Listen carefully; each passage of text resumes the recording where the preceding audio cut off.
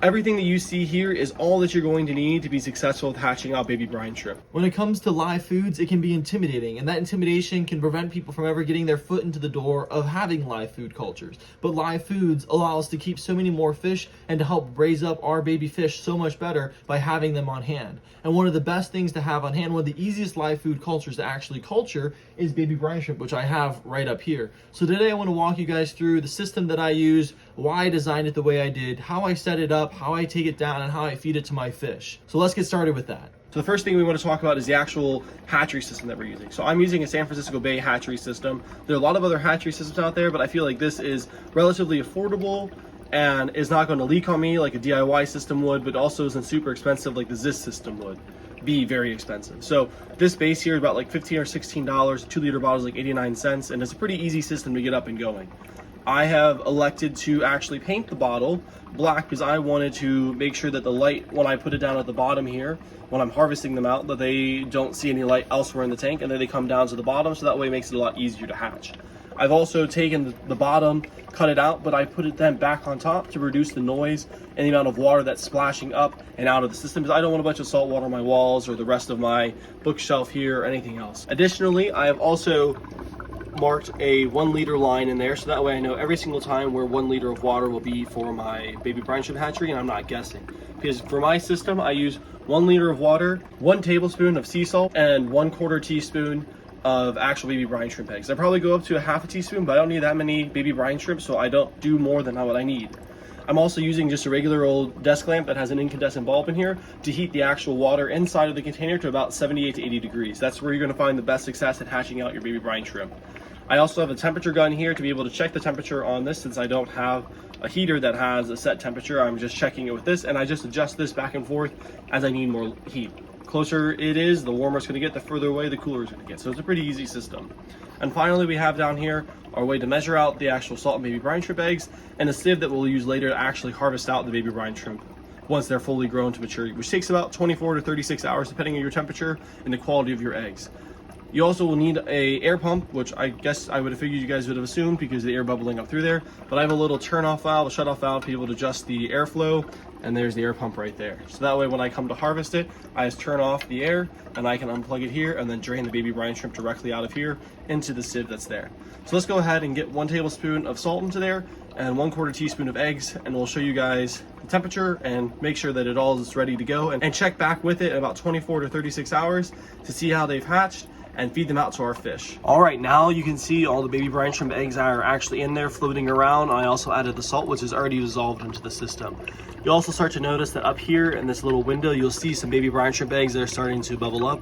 I found that after about 10 minutes, if you come in here and run your finger around the top, you'll be able to remove most of the baby brine shrimp eggs that have bubbled up, and you'll be able to get them back into the water to have the most amount of them hatch. The other thing to note is that I'm using just straight tap water in here. I'm not using dechlorinator or anything like that. I'm not using tank water. I'm just using straight tap water. And I'm just making sure it's getting up to temperature to about 80 degrees before I add it in here or heat it up with my heat lamp here. But I found it's easier just to get 80-degree water out of the tap and check it with your heat gun right here. So right now, we are running at about 79.4 degrees, which is a perfect range for baby brine shrimp. So we'll check back in with this in about 15 minutes, which you guys won't see, but we'll check back in tomorrow for the actual harvesting of the baby brine shrimp and feeding it out to our fish. So after 24 to 36 hours, your baby brine shrimp are going to be hatched out and ready to be fed to your fish.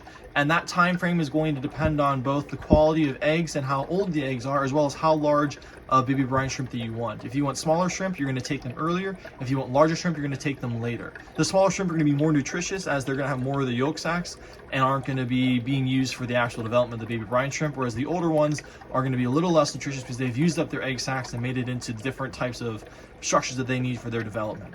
So in order to harvest them at this point, we can see that the time has passed, that is 24 to 36 hours, but that the color of the water has actually changed as well to a more orangey color from what was the more brownish color of the eggs. I'm colorblind, so I could be off in those colors, but you guys that aren't colorblind can probably tell the color difference in there relatively easily.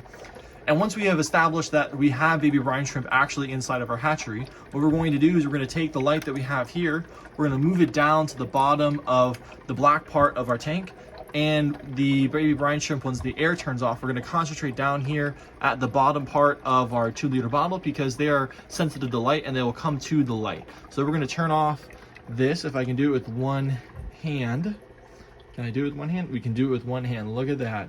And we're gonna let it sit for about 15 minutes, and we're gonna come back and you'll see all the baby brine shrimp have culminated at the bottom part of the actual hatchery, and we can then be able to start siphoning out all of the baby brine shrimp from our systems and feed them out to our Ellisoma gerberti and our Celestia. All right, 15 minutes later, we have all of our baby brine shrimp collected at the bottom of the 2-liter bottle, and you can see a little bit more up along the side and still floating inside the actual container, but that majority of it is going to be at that bottom right there concentrated, as well as down here in the line itself, and you can just sort of see it all in there. So we're going to harvest that off into our brine shrimp screen that we have here. Our little sieve here is what we're going to use, and it's going to collect all of the baby brine shrimp so that we can be able to have them and be able to go feed them out to the rest of our systems. So I don't know if I'll be able to do this one-handed, but we'll give this our best shot. Nope, not going to get it. All right, there you can see it drooping out, and we have a majority of our baby brine shrimp in there, and there is hardly anything left up in the rest of the container. So we're going to call that good, and we're going to take the baby brine shrimp that we have, we're going to go feed that to the rest of our fish that we have. All right, now that we have all of our baby brine shrimp here, we can go ahead and start feeding it out. One thing to note that I have found works very well for me is I wet the sieve a little bit with either fresh or salt water before I use it, and it just makes the whole process of using it a lot easier. So we're going to go ahead and we're going to take one of our pipettes that we have here, and we're going to take some baby brine shrimp. You can sort of see it in the pipette right there. And we're going to take some water, get it all mixed up in there, and we're going to put it into the tank for the little Celestia to be able to eat. I'm going to do that same thing with another one here for our Gilberti. We're just going to come in and do the same thing and spread it out for them to be able to eat, as the Gilberti are a rather picky eater, especially coming from the wild. They don't like prepared foods. We're going to do it again also for the other Gilberti right next to them in the next tank. We don't want to leave one group of fish out, and you can sort of see them coming through right up there. So after feeding out all of my tanks in here, my Celestia, my Ellisoma gerberti, I still have a little bit of baby brine shrimp left. So I'm going to take this out and feed it out to my main tank that I have out in the other room.